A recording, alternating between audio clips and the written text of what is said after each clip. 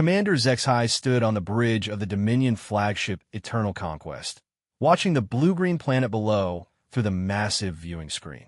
Earth hung in space like a wounded animal, its orbital defenses scattered and broken after 3 months of relentless bombardment.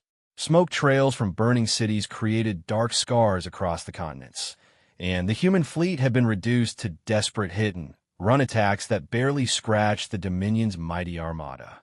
Status report. Zexhai commanded, his 4 eyes never leaving the planet's surface.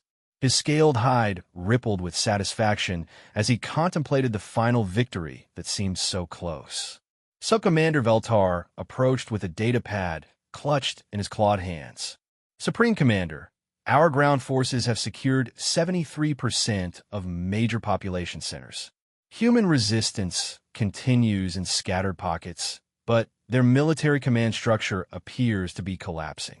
Our intelligence suggests their government has retreated to underground bunkers. Zexhai's mandibles clicked with amusement. 3 months ago, these humans spoke boldly about defending their homeworld. They claimed their species had never known defeat. Where is that arrogance now? The Dominion had conquered 47 star systems in the past century, crushing every species that dared to stand against them. Humans were supposed to be different, according to their intercepted communications. They had built an impressive interstellar civilization, developed advanced technology, and even formed alliances with other species. When first contact had been made 6 months ago, human diplomats had actually tried to negotiate from a position of strength. That had been their first mistake.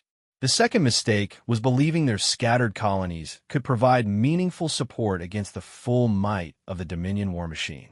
The third mistake was thinking their home system's defenses could hold against a force that had broken the spine of the mighty Arcturus Empire in less than a week. Sir, we're receiving another surrender offer from the human leadership, Communications Officer Krian A.S. reported from his station. They're requesting terms for a conditional surrender. Conditional? Zexhai's voice carried deadly amusement.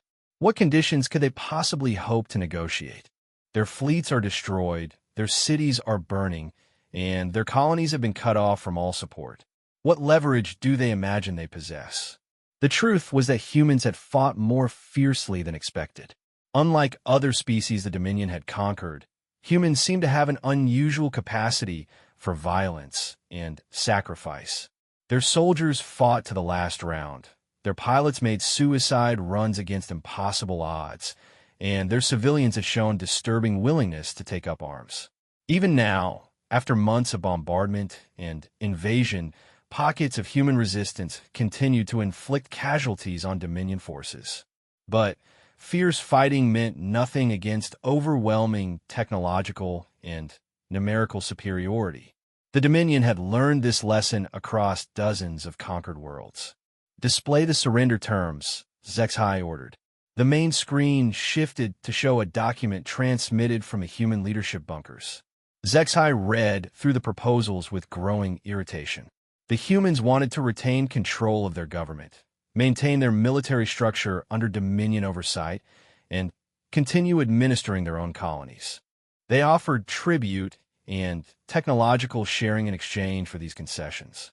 Remarkable, Veltar muttered. Even facing annihilation, they still believe they can negotiate as equals. Zexhai studied the planet below. Long-range sensors showed massive movements of human military assets toward what appeared to be final defensive positions around major cities. Thermal imaging revealed extensive underground tunnel systems that hadn't been detected during initial reconnaissance. The humans were preparing for a final stand, but it would only prolong their suffering. Send this response, Zexhai said after a long moment.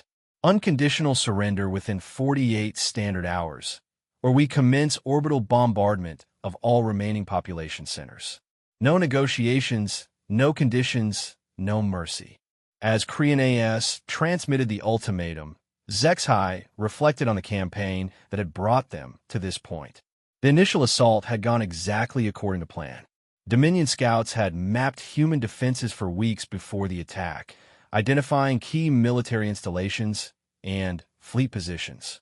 When the invasion began, synchronized strikes had crippled human orbital platforms and scattered their defensive fleets before they could coordinate an effective response.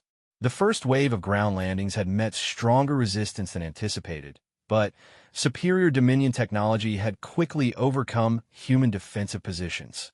Advanced plasma weapons cut through human armor like tissue, while Dominion energy shields turned human projectile weapons into ineffective annoyances. Within days, major cities had fallen and human command structures had begun collapsing. Yet something about this conquest felt different from previous campaigns. Other species had either surrendered quickly when faced with impossible odds or fought desperately, but predictably until their capability for resistance was exhausted. Humans seemed to operate by different rules. They continued fighting even when tactical situations were hopeless, adapted to new threats with disturbing speed, and displayed an almost pathological refusal to accept defeat. Supreme Commander, the tactical officer interrupted his thoughts. We're detecting unusual energy signatures from the planet's surface. Multiple locations showing power buildups that don't match any known human technology. Zexhai moved to the tactical station and studied the sensor readings. Bright energy signatures were appearing at locations scattered across multiple continents, each one growing stronger by the hour. The patterns were unfamiliar, but the power levels were significant enough to warrant attention. Are these some kind of defensive weapons? He asked. Unknown, sir. The energy patterns don't match human plasma technology or their primitive nuclear weapons. Our xenoarchaeology database shows no similar signatures from any previously encountered species. A slight frown creased Zexhai's scaled features. In 40 years of conquest, the Dominion had never encountered technology they couldn't immediately identify and classify. Every species developed along predictable lines: energy weapons, defensive shields, faster-than-light travel, orbital platforms. The basic principles remained consistent across all known civilizations. Could they have developed new weapons during the siege? Veltor suggested. Impossible zhiziplit family. Our intelligence networks have monitored human technological development for years. They lack the industrial capacity to develop and deploy major new weapon systems while under siege. These readings must represent something else. The energy signatures continued to strengthen over the following hours. By the time the human surrender deadline approached, sensors were detecting power levels that rivaled some of the Dominion's own heavy weapon systems.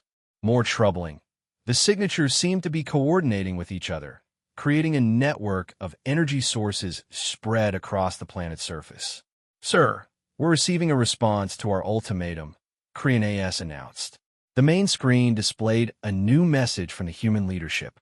Unlike previous communications, this one was brief and carried an entirely different tone than the diplomatic language that had characterized earlier exchanges. To the Dominion fleet, your ultimatum has been received and rejected. Earth will not surrender.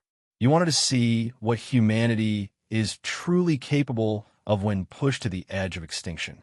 You're about to find out. We suggest you use the next few hours to consider whether continuing this invasion is worth the cost you're about to pay. The message was signed not by the human political leadership, but by someone identified only as Operational Command's Special Activities Division. Zexhai stared at the message for several seconds before turning to his intelligence officer. What do we know about this Special Activities Division?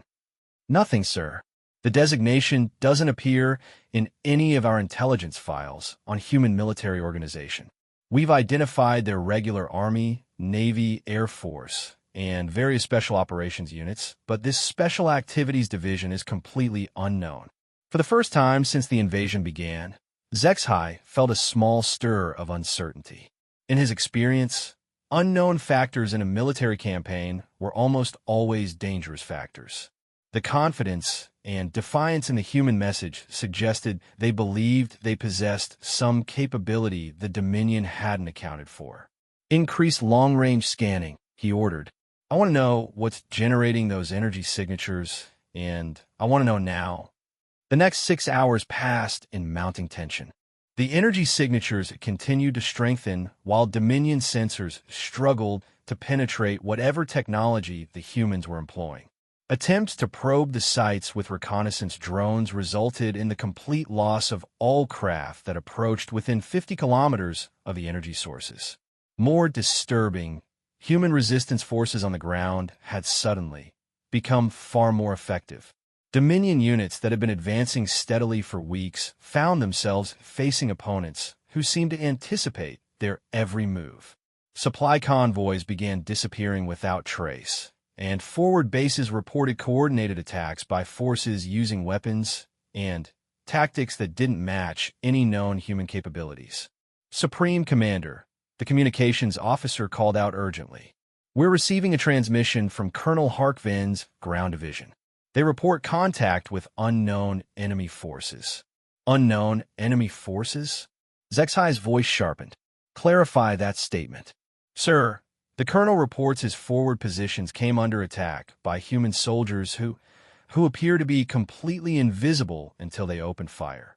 His units took 70% casualties before the attackers vanished again. No bodies were recovered, no equipment left behind. The colonel requests immediate reinforcement." Zexai felt his confidence beginning to crack. Invisible soldiers using unknown weapons was not part of any intelligence briefing he'd received about human capabilities. Either their intelligence had been catastrophically wrong, or something fundamental had changed about the nature of this conflict. "Give me a direct line to Colonel Harkvin," he commanded. Minutes later, the scarred face of the veteran ground commander appeared on screen. Behind him, Zexai could see smoke and the aftermath of a vicious firefight. Harkvin had led successful ground campaigns on 8 different worlds, and Zexai had never seen the colonel look shaken. "Report, Colonel." "Supreme Commander, we've encountered something unprecedented. My advance units were moving through what we believed to be secured territory when they came under attack by forces we couldn't see, couldn't track, and couldn't engage effectively. Our sensors detected no heat signatures, no electromagnetic emissions, nothing that would indicate enemy presence until weapons fire began. Could this be some form of advanced camouflage technology?" "Sir, I fought against every form of cloaking device known to the Dominion archives. This is different. My soldiers reported that the enemy appeared to materialize out of thin air, engage with weapons that produced no muzzle flash or energy discharge our sensors could detect, then vanish again. We suffered massive casualties while inflicting none." Zexai studied the colonel's expression. Harkvin was not prone to exaggeration or panic, which made his report even more troubling. "What are your current orders, Colonel?" "We've pulled back to defensive positions and are awaiting reinforcement." "Sir, I recommend we consider the possibility that the humans have received outside assistance. These capabilities are beyond anything our intelligence suggested they possessed." After ending the communication, Zexai found himself facing a situation he'd never encountered in 4 decades of military service.